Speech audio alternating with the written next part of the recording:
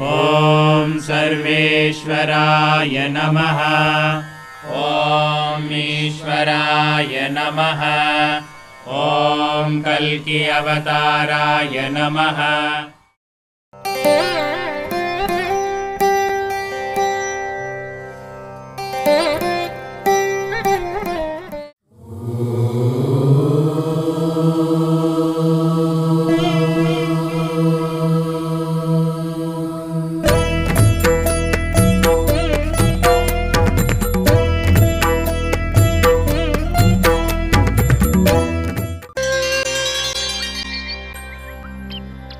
భగవంతుడు ఆద్యంతరహితుడు, అగమ్యగోచరుడు, అనిర్వచనీయుడు. నిరాకారమైన దైవము సాకారమై అంతర్యామిగా, ప్రత్యక్షముగు దైవముగా, అవతారముగా తనను తాను తన సృష్టికి తెలుపుతూనే ఉంటుంది. అలా ఆ దైవాన్ని అనుభవపూర్వకంగా తెలుసుకున్నవారు జ్ఞానులై తరించారు, తరిస్తున్నారు. ఈ మహావాక్యములు ఈ యుగానికి శృతివాక్యములు, శృతివచనములు. స్వర్ణగోళమంటే ప్రజల వేదనలకు, ప్రార్థనలకు, ఎదురుచూపులకు సమాధానం. అది దేవుడి మార్గనిర్దేశనం. మానవజాతి ఆశలు సఫలం కావటానికి, వారిలో పరివర్తనకు, స్వేచ్ఛకు, జాగృతికి, ముక్తికి, సాక్షాత్కార అనుభూతికి అది దారి చూపిస్తుంది. జాతి, మత, వర్గ, లింగ, కుల, దేశీయత వంటి ఏ విషయాల్లోనూ విభేదాలతో దానికి పనిలేదు. మనిషి విశ్వాసంతో మాత్రమే దానికి బంధం. హిందువులందరికీ అది కల్కిగా వర్తిస్తూ వారి ఇష్టదైవాల రూపంలో ప్రతిస్పందిస్తుంది. మీరు ప్రేమను కనుగొంటే సరిగ్గా ఎలా జీవించాలో తెలుసుకుంటారు. ఈ మహావాక్యమును శ్రద్ధతో పారాయణము చేసిన భక్తులకు హృదయం ప్రక్షాళనమవుతుంది. చైతన్యం ఊర్ధ్వస్థాయికి చేరుకుంటుంది. ముముక్షువులు మోక్షగాములవుతారు. భక్తులు భగవానుని అనంతమైన అనుగ్రహాన్ని అందుకుంటారు.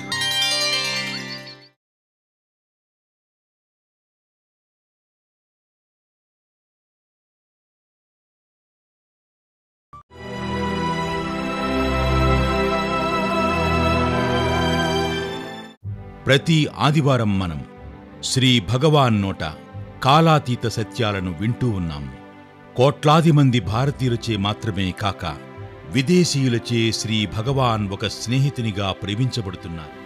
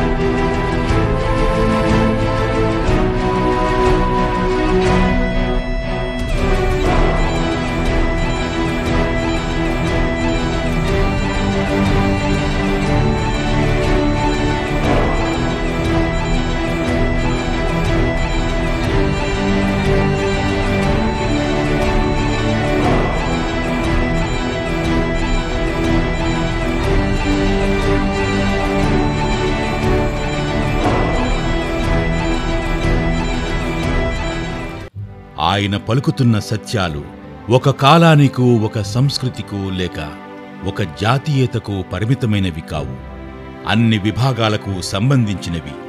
మానవజాతి మొత్తానికి అన్వయించే సత్యాలవి. వాటిలో కొన్ని సందేశాలు మీలోని తల్లిదండ్రులకు వర్తిస్తాయి. మరికొన్ని మీలోని పిల్లలకు లేదా జీవిత భాగస్వాములకు బాగా అన్వయిస్తాయి. ఇంకొన్ని మీలోని సత్యాన్వేషకులకు ఉపయోగపడతాయి. శ్రీ భగవాన్ వాక్కులు దీక్షల వంటివి. మీ చైతన్యంలో అవి పెనుమార్పులు తెస్తాయి. చైతన్యవంతులుగా మారుస్తాయి, పరివర్తనకు దారితీస్తాయి. అవి కేవలం మీలో మార్పులకు కాదు, చక్కని పరివర్తనకు అవి కారణం. కనుక ఇప్పుడే మనం ప్రయాణానికి సిద్ధమవుదాం. పదండి.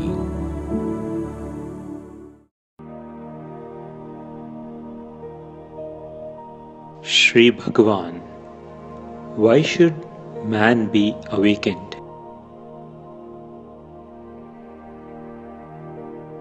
Look at your life. Is there anything to your life? You are born, you go to school, there's a lot of competition, you have to study for your exams, get the marks, your parents are worried, you cause worry to your parents, and you are under stress. Then you go to college. Again, it is the same strife. Then you fall in love with somebody, you're not able to marry her or marry him. There is frustration. Then finally, you get a job. There, you may be happy or may not be happy. Again, competition, no promotion, stress and strain. Finally, get married. You are happy for 3 months. Then the problem starts. You beget children and take them to school, go for some movies, watch television, read newspapers, magazines, eat some food, go for picnics. Is there anything to your life at all? Is there any meaning to your life? Any purpose to your life? Every day, the same coffee, the same breakfast and lunch and dinner. What a mediocre life. So it means you merely exist. You are not living. You exist because you are afraid to die. All of you would like to become the Prime Minister of India. Is it possible? No. All of you would like to become the CEO of a company. Is it possible? No. You have to make compromises and adjustments. Lot of wealthy people who have everything in life are still in depression. So money has given them pleasure, but not happiness or joy. So whether you achieve success or not, either way, you are not happy. As long as you are there, you are not going to be happy. Because if you are there, your being there is unhappiness. Not that you are unhappy, you equal to unhappiness. That is your condition. So, how long can this go on? This has been going on for many long years. It has to end. So, what should we do? You have to be erased. Only grace could do it. Either you do it on your own if you can, or take the help of grace if you could. Once you are gone, it does not matter who you are, what you are. What is there is only love, joy and happiness.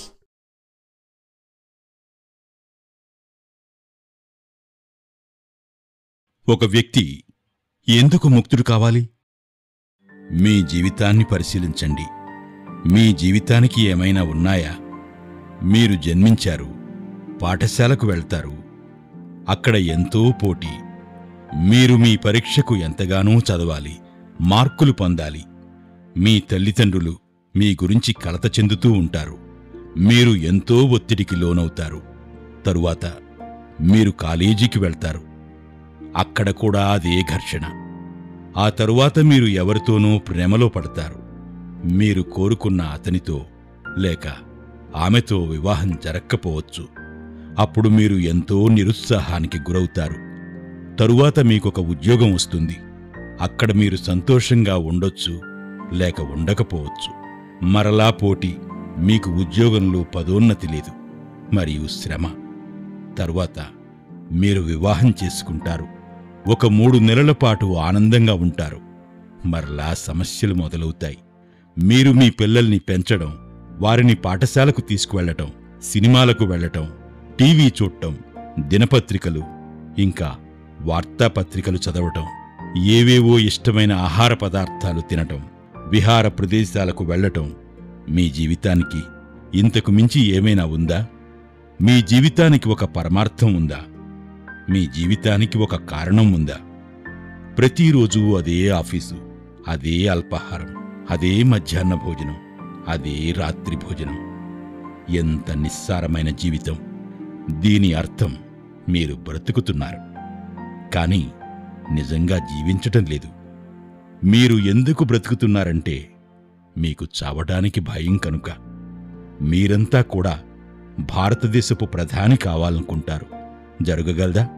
మీరంతా కూడా పెద్ద పెద్ద కంపెనీలకు అధిపతులవ్వాలనుకుంటారు. జరగగలదా? మీరు ఎన్నోసార్లు రాజీ పడటం, సరిదిద్దుకోవలసి రావటం జరుగుతుంది. ఎందరో అపార ధనవంతులు, వారి జీవితంలో అన్నీ ఉన్నా వారు వ్యాకులతకు గురవుతున్నారు. కాబట్టి వారికి కావలసిన సుఖాన్ని, సంతోషాన్ని, ఇంకా ఆనందాన్ని ఈ ధనం ద్వారా పొందలేకపోయారు. కాబట్టి మీరు విజయాన్ని సాధించినా సాధించకపోయినా మీరు ఆనందంగా ఉండలేరు. మీరు ఉన్నంతవరకు కూడా మీరు ఆనందంగా ఉండటం జరగదు. ఎందుకంటే మీరు అన్న ఆ ఉనికియే దుఃఖం. మీరు దుఃఖపడటం కాదు, మీరే దుఃఖం. అదే మీ స్థితి. కాబట్టి ఇది ఇలా ఎంతకాలం ఉండవచ్చు? ఇది ఎన్నో సంవత్సరాలుగా జరుగుతోంది. దీనికి ముగింపు లేదు.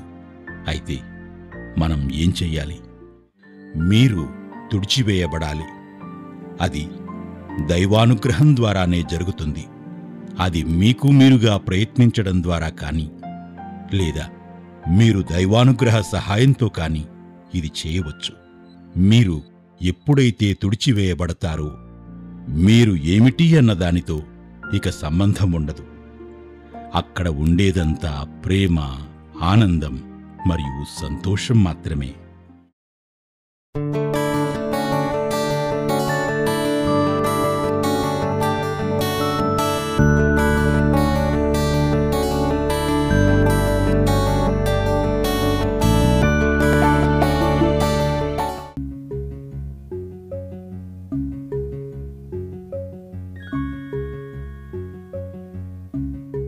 ఈరోజు మనిషి నివసిస్తున్న నవీన నాగరికత ముఖ్య లక్షణం సాంకేతికంగా ప్రతి మనిషి ప్రభావితం కావడం. మనిషి అభివృద్ధి చెందే కొద్దీ అతని యొక్క జీవితం సులభంగా మరియు సుఖమయంగా మారడానికి సాంకేతికత కూడా అభివృద్ధి చెందుతుంది. అతనికున్న సాంకేతిక సాధనాలు ఉపయోగించుకుంటున్న మనిషి ఎన్నో రంగాలలో అత్యున్నత ప్రమాణాలను అత్యంత సులభంగా అందుకుంటున్నాడు. ఎంత ఎత్తుకు ఎదిగినా ఈనాటి మనిషి వ్యక్తిగతంగా సంపూర్ణమైన ఆనందాన్ని అనుభవించలేకపోతున్నాడు. ఇంకా ఎన్నో ప్రశ్నలు. సాధించటం వల్ల ఒరిగిందేమిటి? ఇంకా ఏం సాధించాలి? ఇలా బాహ్య ప్రపంచంలో అతను సాంకేతిక సాధనాలతో ఎటువంటి అవరోధాలనైనా అవలీలగా అధిరోహించినా అంతరంగ ప్రపంచంలో అనంతమైన ప్రశ్నలు, సమాధానాలతో సతమతమైపోతున్నాడు. ఆనందంతో అనుభవించాల్సిన క్షణాలని కోల్పోతున్నాడు. దీనికి ఏదైనా మార్గం ఉందా? అతను అంతరంగంగా పొందాలని తప్పించే శాశ్వతమైన ఆనందాన్ని పొందగలడా? దానికి పరిష్కారం దొరుకుతుందా? దీనికి పరిష్కారం ముక్తి. ముక్తి అంటే ఏమిటి? హిమాలయాలలో ఏకాంతంగా ఒంటికాలి మీద నిలబడి తపస్సు చేస్తే వస్తుందా? తన కుటుంబాన్ని వదిలి సన్యాసం స్వీకరిస్తే వస్తుందా? కోరికలు లేకుండా ఉండడమా? ధనాన్ని సంపాదించడం లేని పనిచేయడం ఆపివేయడమా? నిరంతర నిర్వికల్ప సమాధియా? అయితే ఇవన్నీ ముక్తిగా చాలామంది భావిస్తూ ఉంటారు. ఇంకా ఈ ముక్తి గురించి ఎన్నో తప్పుడభిప్రాయాలున్నాయి. ఇక్కడ ఇప్పుడు శ్రీ కల్కి విశ్వవిద్యాలయం వారు ముక్తి గురించి, ముక్తి స్థితుల గురించి స్పష్టతనివ్వబోతున్నారు. ముక్తి స్థితులు వస్తాయి, వెళ్ళిపోతాయి. ముక్తి వచ్చి వెళ్ళిపోయేది కాదు. చూసే మరియు అనుభవించే విధానంలోనే ఒక మార్పు. ఈ స్పష్టతతో ఈ మార్పు అనుభవిస్తున్న వ్యక్తుల అనుభవాలు విందాం. చాలామంది అపారమైన కరుణ, ప్రేమ, సమాధిలాంటి స్థితియే ముక్తిగా భావిస్తారు. అది ముక్తి స్థితులే కాని ముక్తి కాదు. వేల మంది భక్తులు పొందారు. లక్షలాది మంది ముక్తి స్థితులు అనుభవిస్తున్నారు. ముక్తి స్థితులు అనుభవిస్తున్న కొందరి అనుభవాలు విందాం. Namaste. My name is Narayana Nayyar నేను పుట్టింది పెరిగింది అంతా ముంబైలోనే. నేను నా ఇంజనీరింగ్ డిగ్రీని పూర్తి చేసుకుని నా వృత్తి నా హృదయానికి తోచినట్లు ఉపాధ్యాయునిగా ఎంచుకున్నాను.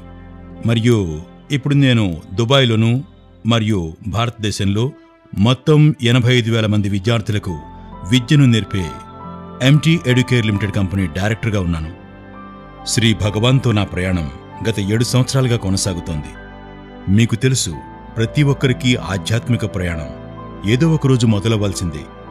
నాకు నా కుటుంబానికి అది 28 సెప్టెంబర్ 2008 మొదలైంది.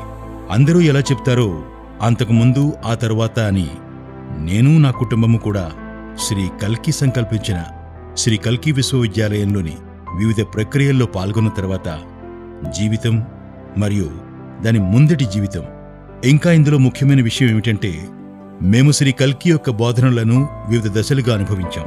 శ్రీ కల్కి బోధనలు మా జీవితాల్ని ఎంతగా ప్రభావితం చేశాయంటే మా దృఢ విశ్వాసం, మా జీవితంలోని ప్రతి క్షణం శ్రీ కల్కి దైవిక అనుగ్రహంతోనే నడపబడుతున్నది.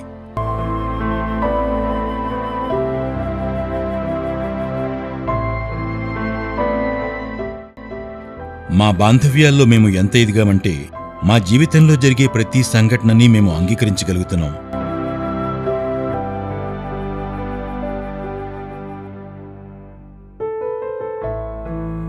మరియు చాలా నిజాయితీగా, స్వాతంత్ర్యంగా మరియు నిష్కపటంగా ఉండే బాంధవ్యంతో ఉంటున్నాం. మీకు చాలా దగ్గరగా ఉండే వ్యక్తులతోనే మీకు ఎక్కువ సంఘర్షణ ఉంటుంది.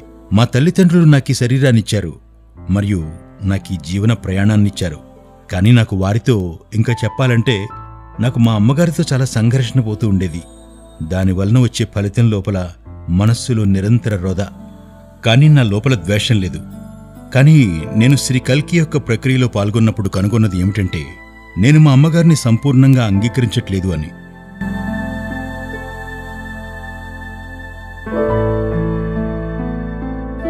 నేను చిన్నతనం నుంచి చూసింది ఏమిటంటే ప్రతి నిమిషం మా తండ్రి గారు ఒక చీపురు తీసుకుని ఒక బొద్దింక వచ్చినా ఒక బల్లి వచ్చినా దాన్ని వెంటనే కొట్టి చంపి బయటపడేసేవారు. కానీ ఇప్పుడు నేను ఒక బల్లిని చూస్తే నాకు వచ్చే మొట్టమొదటి ఆలోచన ఏమిటంటే నన్ను, నా కుటుంబాన్ని, ఇంకా చుట్టూ ఉన్న వారందరినీ ఎవరైతే సృష్టించారో ఈ బల్లి కూడా అదే సృష్టికర్త ద్వారా సృష్టించబడిన అద్భుతమైన ప్రాణి అని. కాబట్టి నేను మొదట ఆలోచించేది దాన్ని చాలా జాగ్రత్తగా, దానిని ఇంటి బయటకు దాన్ని రక్షిస్తూ ఎలా పంపించాలా అని. అదే బొద్దింక అయితే దాన్ని ఎలా రక్షణ కల్పిస్తూ బయటకు పంపించాలి అని. అలా జాగ్రత్తగా బయటకు పంపించడం ద్వారా ఇంటిని రక్షించాలి మరియు దాని జీవిత ప్రయాణం కూడా కొనసాగాలి. ఇప్పుడు నాకు ఏర్పడిన ఈ బాంధవ్యం ఏదో సాధారణమైన బాంధవ్యం కాదు. నేనంటాను ఇది చాలా దైవికమైనదని. ఎందుకంటే ప్రతి క్షణం ఒక బొద్దింక నా ఇంటి నుంచి విజయవంతంగా బయటకు వెళ్ళగలిగినప్పుడు నాకనిపిస్తుంది దాని జీవితం రక్షింపబడ్డం చూస్తే దాన్ని కాపాడడం గురించి నేను పెట్టిన కష్టమంతా ఎంతో చిన్నది. ఎందుకంటే దాని జీవితం అంతం కావడానికి నేనొక కారణం కాలేదు మరియు ఆ సృష్టికర్త సంకల్పించిన విధంగా దాని జీవితం కొనసాగబడుతుంది. మరియు ఇలాగే వృక్షాలతో కూడా జరుగుతోంది. ఒక చెట్టుని పట్టుకున్నప్పుడు, మొక్కని పట్టుకున్నప్పుడు అవి తమలోని అఖండమైన శక్తిని మనలోకి నింపుతున్నాయి. అలా మన అంతరంగ ఆర్తిని తీరుస్తున్నాయి. అవి చెబుతున్నాయి మేము ఈ సకల చరాచర సృష్టిలో ఏకమై ఉన్నాము అని. In one of the processes which I went through at the Kalki Vishwavidyalaya,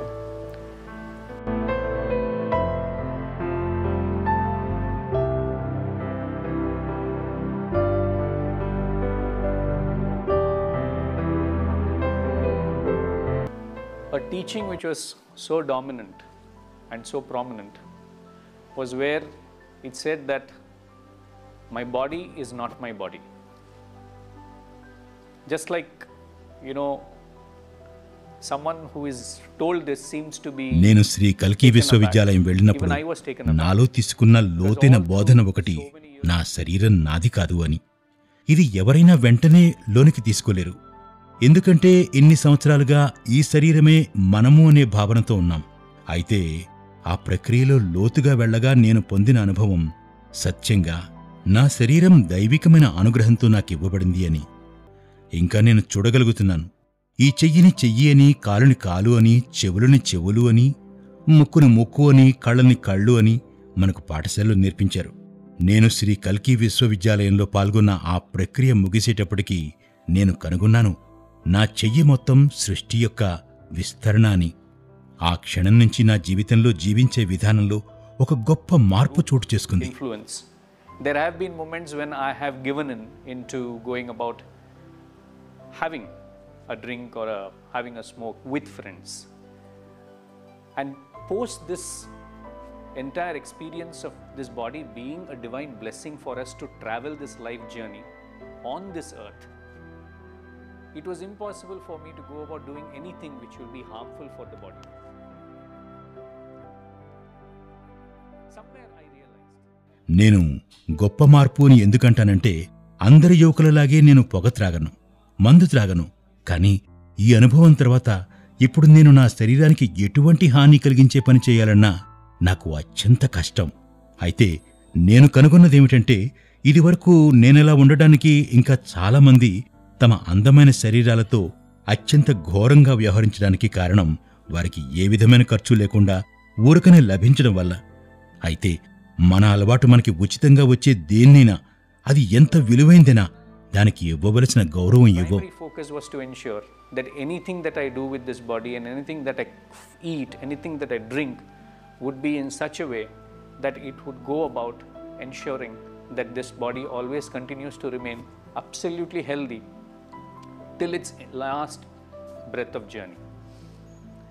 For that matter, I have been a person who has been very systematic in ensuring that early in the morning I put about 4 to 5 glasses. ఆ రోజు నుంచి ఈ బోధనలో నాలో ఎంతగా దిగిపోయిందంటే, నా శరీరానికి సంబంధించి ఏదైనా నేను తినేది, త్రాగేది, ఏదైనా నేను జీవించి ఉన్నంత వరకు నా శరీరం అత్యంత ఆరోగ్యంగా ఎలా ఉంటుంది అన్న దానిపైనే నా ఏకాగ్రత. దాని గురించి నేను చాలా క్రమశిక్షణ గల వ్యక్తిగా మారిపోయాను. దాని గురించే నేను రోజు ఉదయాన్నే 4 నుంచి 5 గ్లాసుల నీరు తీసుకుంటున్నాను. ఎందుకంటే నాకు అనిపించింది, మన శరీరంలో 75% నీరు ఉంటుంది కనుక నీరు తీసుకుని తీరాలి అని. దాని ఫలితం చాలా ఉంది. అయితే నేను with water, you put in coffee inside, it doesn't match.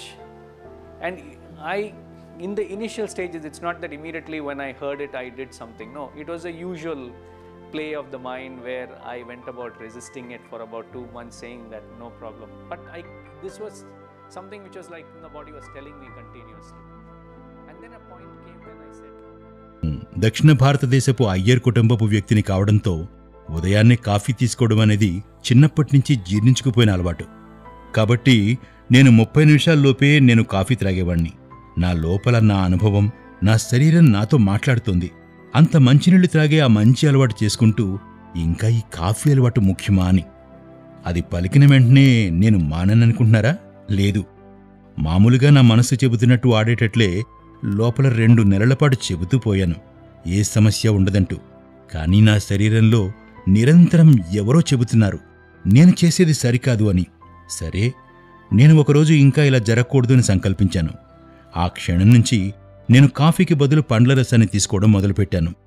ఇప్పుడు కాఫీ నాపై ఆధిపత్యం చెలాయించడం లేదు. samosa or a pizza or a burger, which is so much visually there in front of everyone. So obviously when they are there banging in the అలాగే ఉప్పుతో కూడిన ఆహారాలు, junk foods పట్ల ఉండే కోరిక కూడా. మిగతావారు మన ఎదురుగుండా ఒక బర్గర్ గానీ, పిజ్జా గానీ, సమోసా గానీ తింటున్నప్పుడు మనకి ఇవి తినాలి అని కోరిక పుడుతుంది.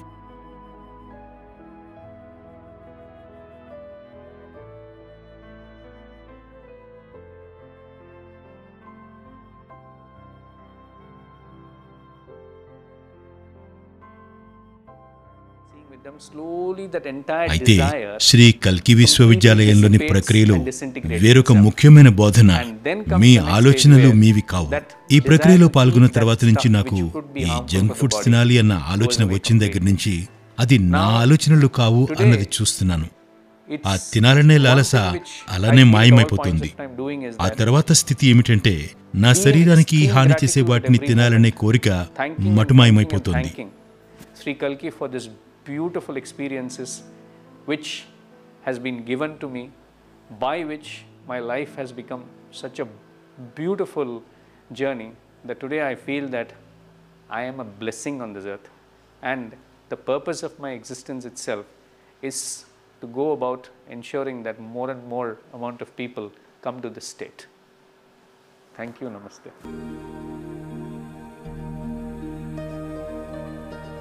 సిద్ధారణ్యమనగా సిద్ధపురుషులకు నిలయమైన అరణ్యము. నేటి సిద్ధపురుషులు కొండ ప్రాంతాలలో నివసిస్తున్నట్లు గుర్తుగా సూర్యాస్తమయం కాగానే చూస్తుండగానే ఎంతోమందికి ఆ దివ్యకిరణాలు భూమి ఆకాశాన్ని ఏకం చేస్తూ అగుపిస్తాయి. ఈ పవిత్రమైన అరణ్యంలోనే స్వర్ణగోళంను దర్శించుకున్న అనుభవము ఎన్నో ఏళ్లుగా ఎంతోమందికి కలుగుతూనే ఉన్నది. ఈ పవిత్ర క్షేత్రంలో ధ్యాన నిమగ్నమైన వారి చైతన్యం ఊర్ధ్వస్థాయికి చేరుకున్నది. రండి, స్వర్ణగోళం పైన దృష్టిని సారించి శక్తివంతమైన ధ్యానంలోకి మనం ప్రవేశిస్తాము. మీరు కళ్ళు మూసుకొని లేదా తెరిచి ఉంచి ధ్యానం చేయవచ్చు.